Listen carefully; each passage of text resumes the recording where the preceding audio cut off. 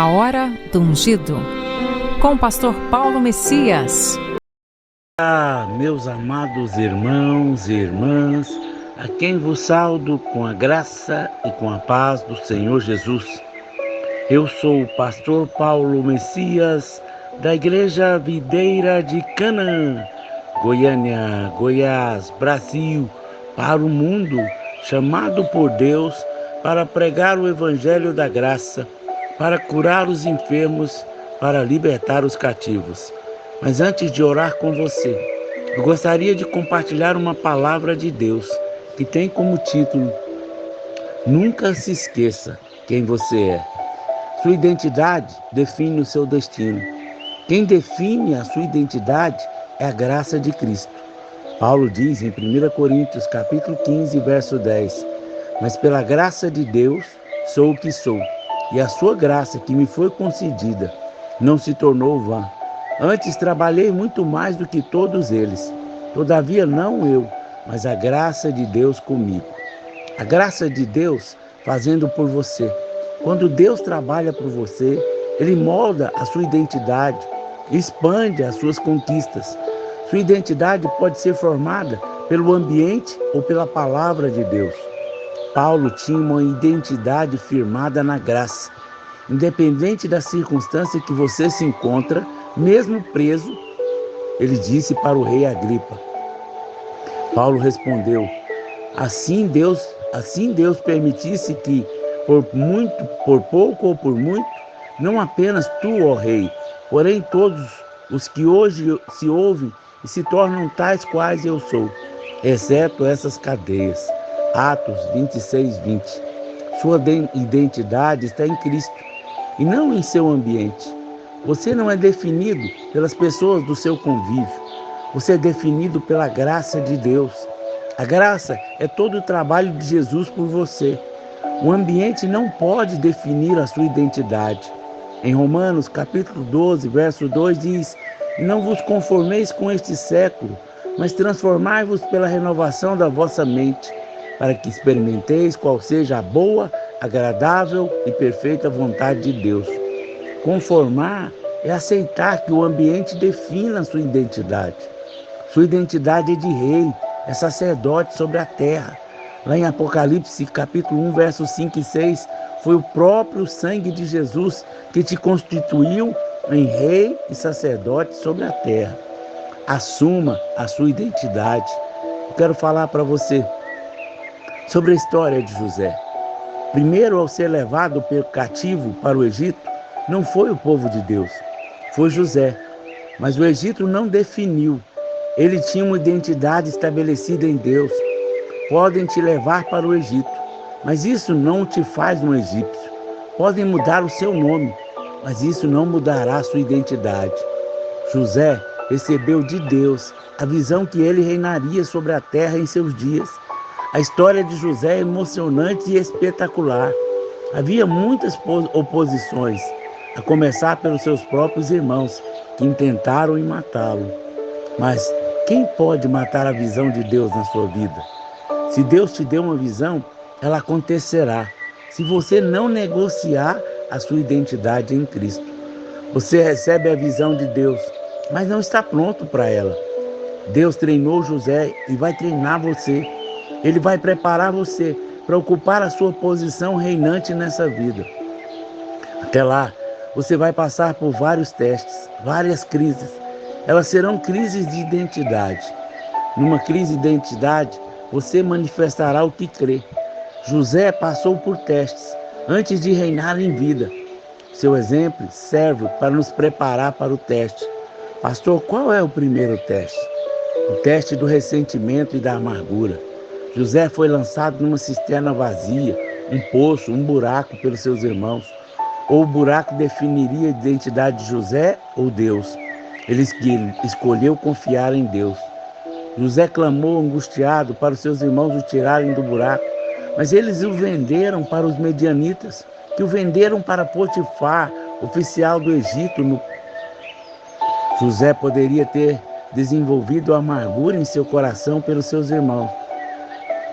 Quando seus irmãos vieram até o Egito comprar comida, José os reconheceu. porém os irmãos não.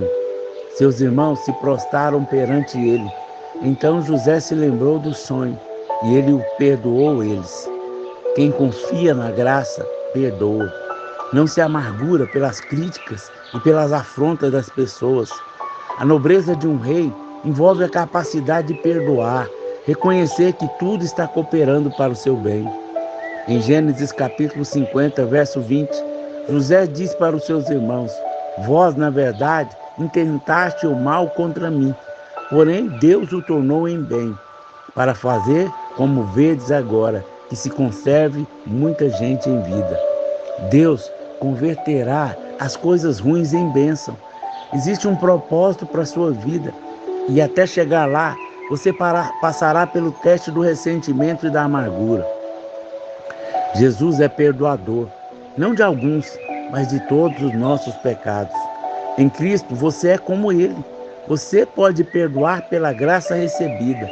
O diabo o incentivará a retalhar aqueles que tentaram contra você. Não negocie a sua realeza. Não se esqueça quem você é. Buracos e cavernas na vida visam impedir que você alcance o trono. Quando estiver num, permaneça fiel na fé, confessando quem é você em Cristo. Não permita que a escuridão do buraco defina a sua vida. Saia da caverna. A palavra de Deus é fascinante. Nada é por acaso. A Bíblia diz que foi Judá quem disse: vamos tirar o rapaz da caverna e vendê-lo para os medianitas. Todos os demais concordaram. Judá significa louvor. Louvor sempre tirará da caverna e o colocará no rumo ao destino do propósito de Deus na sua vida. Aprenda a louvar nas cavernas da vida. Essa é a chave de Davi que o levou ao trono. O segundo teste, meu irmão, é o teste da escravidão. José foi vendido, agora está no ambiente de um príncipe na condição de escravo. Mais uma vez ele teria que decidir quem definiria a sua identidade. O ambiente ou Deus? Deus disse que ele seria um príncipe na terra, mas agora o ambiente dizia que ele era um escravo. Você pode estar numa escala inferior de uma posição social, mas se não guardar o ressentimento e não usar a sua boca para falar coisas ruins, Deus o promoverá. Deus era com José e o prosperou em tudo. Deus é com você? Se for, então ele o prosperará em tudo. A fonte é Deus. Nunca se esqueça disso. Potifar, seu dono, viu que tudo que José fazia, o Senhor prosperava em suas mãos. Como Potifar viu que Deus abençoava José? É porque havia algo notável em José. Ele dava glórias a Deus. José atribuía o sucesso a Deus e não a si mesmo. Ele não escondia sua fé. José afirmava constantemente que a interpretação dos sonhos pertencia a Deus. Se você quer avançar rumo ao trono em vida, reconheça Deus em tudo.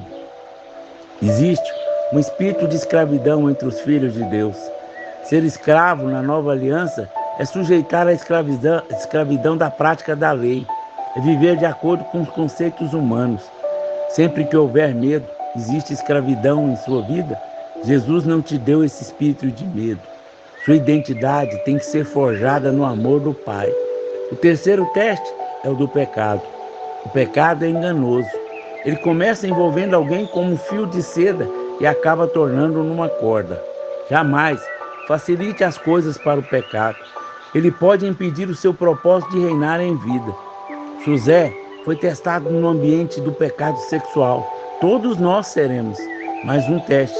Quem definiria José? O ambiente sedutor, sensual, carnal ou a sua identidade como príncipe? Moisés recusou os prazeres transitórios do pecado porque contemplava o galardão. Você tem que ter algo maior na sua vida para vencer o ambiente pecaminoso em que vive. Você é perdoado e liberto do pecado. Não se submeta novamente ao jugo da escravidão. Existe um quarto teste, o teste da calúnia. Em Gênesis 39:17, a mulher de Potifar mentiu a respeito de José. A calúnia é o grande teste para a sua realeza.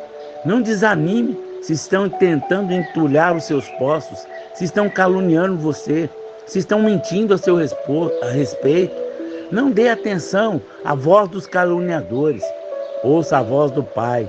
Esteja seguro nos braços paternos. Entregue os seus acusadores nas mãos de Deus e Ele agirá em seu favor. José não permitiu que os caluniadores definissem a sua identidade. Ele permaneceu firme na fé de quem ele era em Cristo. Em toda a história de José, não encontramos uma única reclamação dele. Isso não é impressionante? Quando caluniar você, não revide. Entregue tudo nas mãos do Senhor pela oração e confie que Ele vindicará. Faça como Jesus. Quando foi insultado, não respondeu com insultos. Quando sofreu, não ameaçou, mas pôs a sua presença em Deus, a sua esperança em Deus, o justo juiz. 1 Pedro 2:23. O quinto teste é o da prisão. José chegou ao fim do túnel. Na prisão, entretanto, ele não se deixou moldar pelo ambiente, pela sua identidade em Deus, ele prevaleceu. A prisão significa que todos nós, por um momento em que todas as portas estão fechadas, nada acontece, tudo é ruim. A graça de Deus se revelou sobre José. Ele obteve favor do carcereiro e passou a governar ali. Assim, na casa de Potifar, tudo que José fazia prosperava. Na cadeia, perceba, o ambiente não definiu José. Amado, não permita que o ambiente defina você. Você é luz e trevas não podem apagá-lo. Você é sal da terra e ninguém pode tirar o seu sabor. Apenas continue confiando na graça de Cristo, fazendo tudo na dependência dela, na dependência da fé, na declaração da vitória em Cristo, no descanso das promessas, e no melhor tempo, coisas mudarão. Tudo estava preparado por Deus. José interpretou os sonhos até que chegou ao trono e viu o sonho de Deus se cumprir na sua vida. Assim será também contigo, em nome de Jesus. Amém? José foi escoltado como prisioneiro até o trono de Faraó. E depois de 30 minutos, volta de lá, escoltado como príncipe. Aleluia! Glória a Deus! Assim será na sua vida. Pai, em nome de Jesus, eu oro e abençoo cada um dos irmãos que me ouvem através do canal do YouTube. Que essa palavra traga revelação no seu coração de quem eles são em Cristo Jesus. Livra eles, Pai, da amargura. Livra eles, Pai, da armadilha. Livra eles, ó Deus, de todo o mal. Dá a eles sabedoria. Dá a eles discernimento. Que a sua esperança prevaleça. Livra eles da escravidão. Livra eles, Pai, do pecado. Livra eles da calúnia. Livra eles do teste da prisão. Que eles sejam abençoados. Em nome de Jesus. Amém, amém e amém. Meu amado irmão, minha amada irmã, você que foi abençoado com essa mensagem, por favor, comente aí no nosso canal. Nos ajude a divulgar para que mais e mais pessoas nunca se esqueçam de quem eles são em Cristo Jesus. Quero te fazer um desafio. Se você foi abençoado, seja um semeador do nosso ministério. Aí tem o número do Pix, pelo qual você pode nos ajudar a pregar a palavra. Pastor, para que o senhor quer esse dinheiro? Eu não quero dinheiro para mim. Todo o dinheiro arrecadado, nós vamos entregar cestas básicas para quem não tem o que comer. Muitas das vezes, nós levamos essas pessoas a ter um encontro com o Senhor. Você pode acreditar, eu não quero nada para mim. Eu te falo isso diante de Deus. Isso aqui é para fazer a obra do Senhor, é para pregar o evangelho do reino. Quanto mais você semear, eu tenho certeza, mais você está colher, em nome de Jesus.